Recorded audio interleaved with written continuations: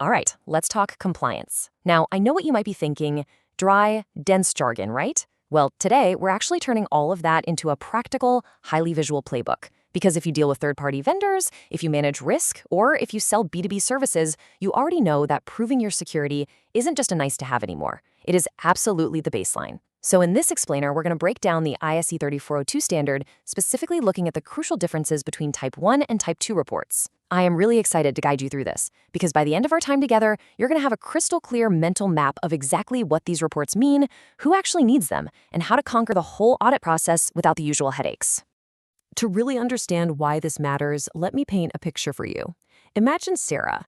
She's the head of vendor risk at a mid-sized European bank, and she is just staring at an email from her auditors with a growing sense of dread.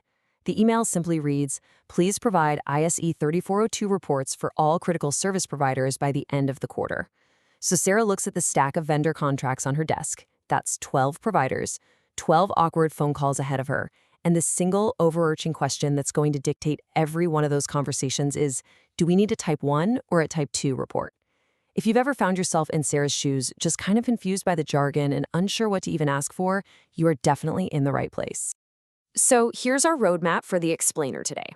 We'll start by demystifying ISA 3402, then we'll compare it to its famous cousin, the SOC report. Next, we'll look at Type 1, which we're calling the snapshot, followed by Type 2, the movie. Then we'll wrap up by rapid-fire debunking some major compliance myths and mapping out your audit preparation. Okay, let's dive right into Section 1, demystifying ISE 3402. So ISA 3402 stands for the International Standard on Assurance Engagements 3402. Basically, it's an independent verification framework issued by the International Auditing and Assurance Standards Board. But, let's translate that into plain English. When Company A outsources something critical, like, say, payroll processing, cloud hosting, or data management to Company B, Company A's auditors naturally want to know, can we actually trust Company B's controls? An ISA 3402 report answers that exact question with verified independent evidence. So instead of every single customer having to audit a vendor separately, one ISA 3402 report just serves them all. It's incredibly efficient. And I think this quote brilliantly illustrates the real-world stakes here. This isn't just some box-checking exercise. It is directly tied to revenue.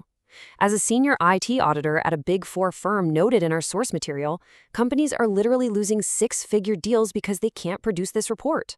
Enterprise buyers are just fatigued, They don't just want you to fill out a 200-question security spreadsheet anymore. They want independent verification that your business is operating securely. Moving on to Section 2, ISA 3402 versus SOC. A massive source of confusion in the compliance world is how ISA 3402 actually relates to SOC reports. The core difference really just comes down to geography and your audience. Think of them as cousins, not twins.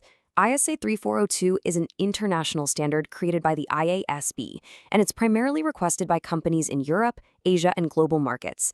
SOC reports, on the other hand, are US-based, created by the AICPA, and are heavily favored in the US market. But the fantastic news here is that the concepts of Type 1 and Type 2 are exactly identical across both frameworks. So if you understand it for ISE 3402, you already understand it for SOC.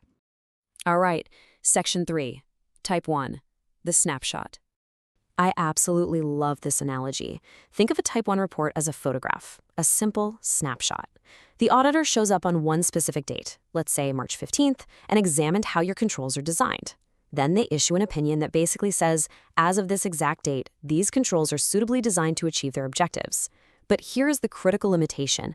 A Type 1 doesn't include any testing of whether those controls actually worked in practice over time. In fact, our source text mentions this crazy example of a data center that had beautiful documentation, perfect policies, a spotless Type 1 report. But then, 6 months later, it was discovered they hadn't actually done their quarterly access reviews in over a year. The policy existed on paper, sure, but the actual execution totally failed. So you might be wondering, why would you ever get one? Well, because you have to crawl before you can walk. A Type 1 is absolutely perfect for new service organizations that just haven't been operating long enough to prove a track record. It's ideal for first-time reporting, for buyers doing an initial vendor evaluation, or maybe right after you've made significant system changes and you need to validate that new design. Think of it as a necessary stepping stone, for sure, rather than a lesser version of a report. Which brings us to Section 4, Type 2, what we call the movie. If Type 1 is a photograph, Type 2 is a documentary movie.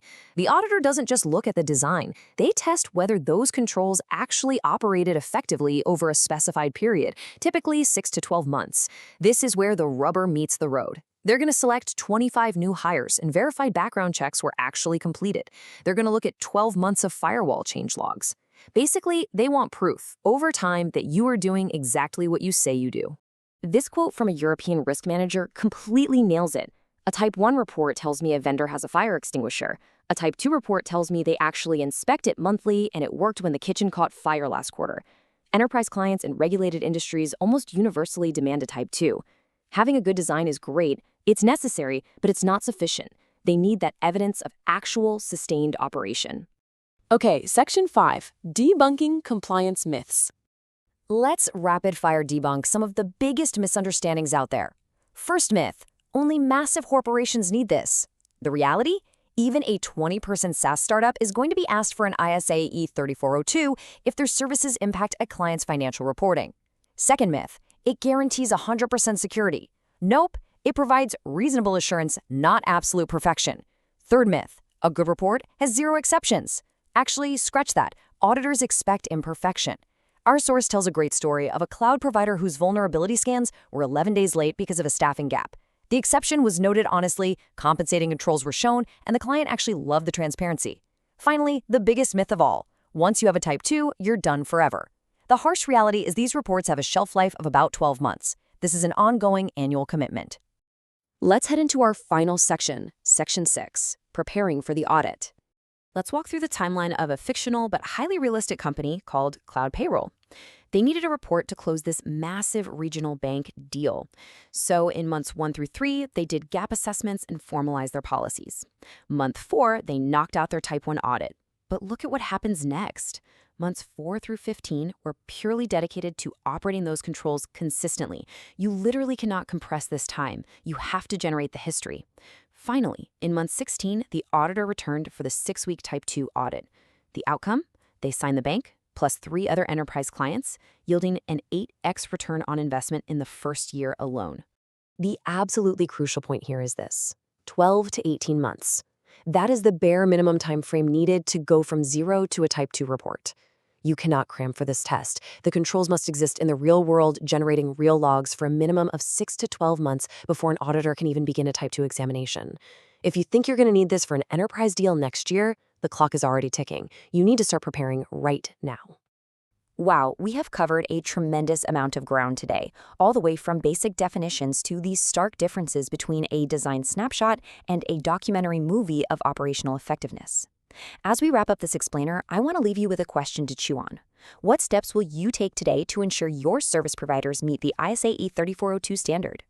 Whether you're buying services and need to manage your third-party risk, or maybe you're a vendor looking to prove your maturity to enterprise buyers, your approach to these reports is going to dictate your success. Take these insights, use that mental map we've built, and start securing those business relationships. Keep learning, stay focused, and I will catch you in the next explainer.